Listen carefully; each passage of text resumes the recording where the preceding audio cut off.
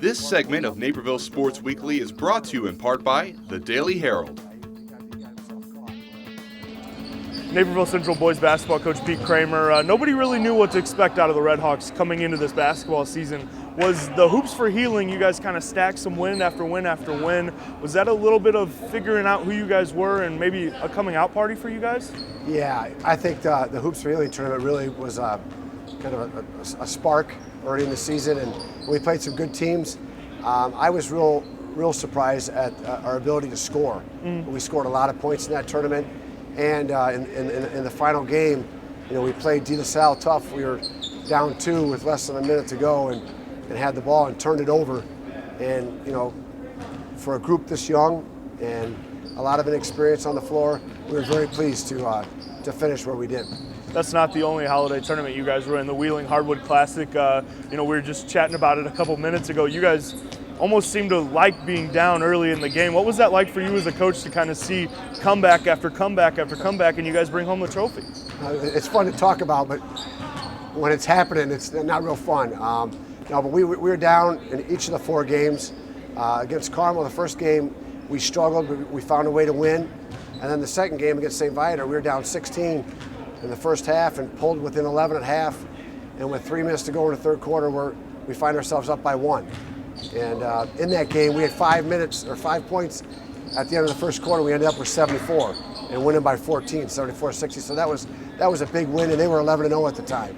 So and then we went on and beat a good Libertyville team that was 9-2, down by 9 in the first half, fought back, and again against Stevenson, we were down 8 in the first half and fought back to pull within 1 at halftime and pull the game out by 2. And I just think we have a nice mix of kids.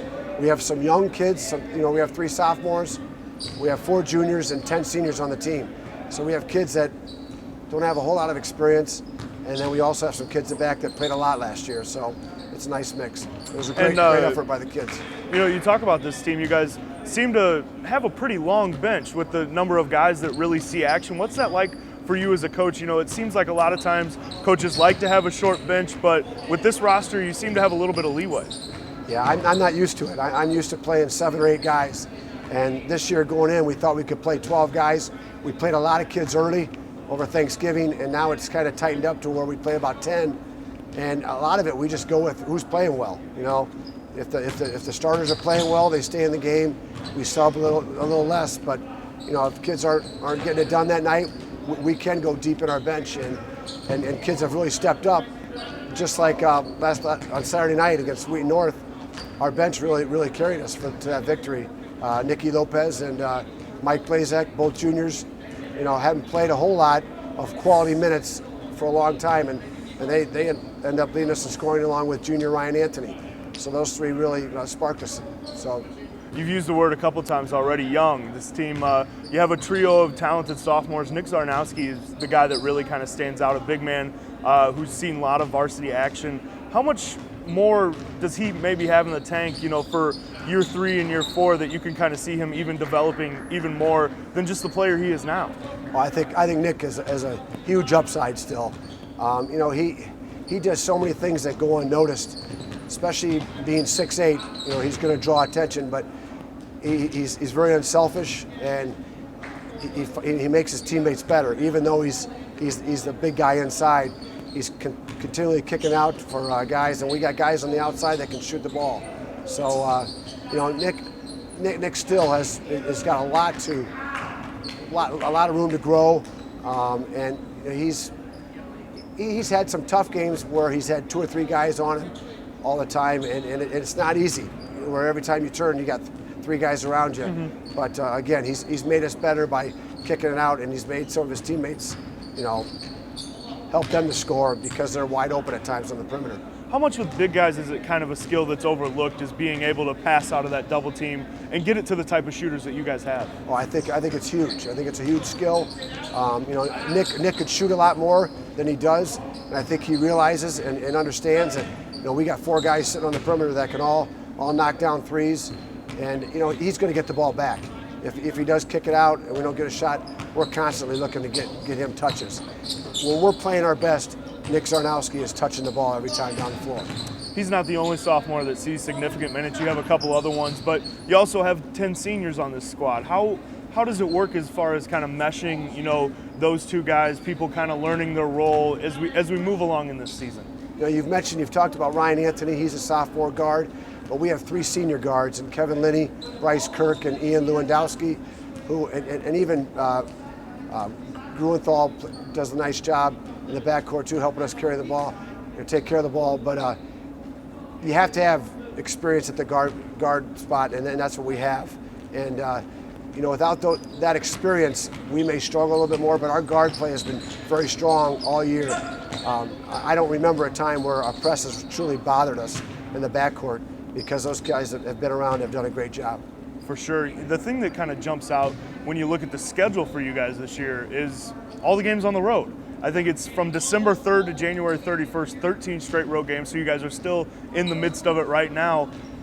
Has that helped you guys maybe grow a little bit? What's the effect of that on a team? In a way, I think it helps our team come together more and maybe bond a little bit more. But at the same time, this couldn't be a worse year for us to have 16 games on the road.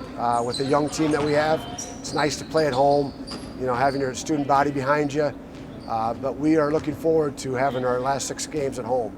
But at the same time, these guys have done a great job of staying focused on the road and supporting each other.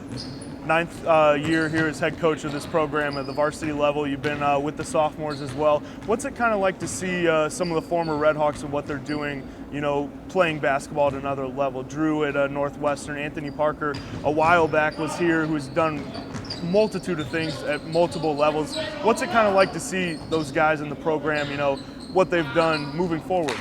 Oh, it's neat. It's neat, and I think the kids, we just took the team up to the Northwestern Illinois game. Took the whole team up there, and they were excited just to see Drew, and it's neat that these kids can realize, hey, they could play at the next level. They continue to work. Just most recently, we have David Niggins at Lewis University. It's neat to see the program grow just beyond high school.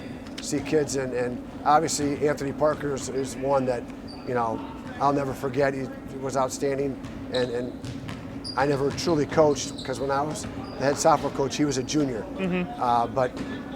But Drew is just a lot of fun to watch the last 3 years, and we'll get to continue to watch him one more year. One of those road games that you guys are in the midst of right now comes up later this week at Naperville North, obviously the big rivalry game. How do you guys go about attacking a team like that that's really playing some great basketball right now? You know what? The game is a lot of fun. We try to downplay it to the kids, because they're going to be so jacked up. Both teams will be, just really, really hyped up, and we got to go over there and play our game. They're playing awfully well right now. We know that, and we just got to do the things we need to do and concentrate on what we do, and things will happen. It's interesting, because in that game, not always is the better team win in a rival game like that. So, but I think both teams are 10-4. Both teams have strengths and weaknesses that the other team is going to counter. So it'll be fun. It'll be a fun game. It's a very good DuPage Valley Conference this year. What about it is it for you guys that need to get back in this race? What do you guys need to keep doing as we move down the stretch where you guys are playing a lot of DVC games, a lot of Fridays, Saturdays? We need to take one game at a time. One game at a time, and don't get ahead of ourselves. And again, we're such a young team, and our schedule didn't favor us either. We opened up with Glenbard East and then West Aurora.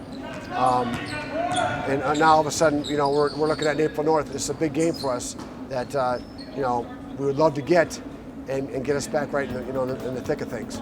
Coach, thanks for having us over. We'll let you get back to practice. Good luck this week. Thank you. Thanks for having me.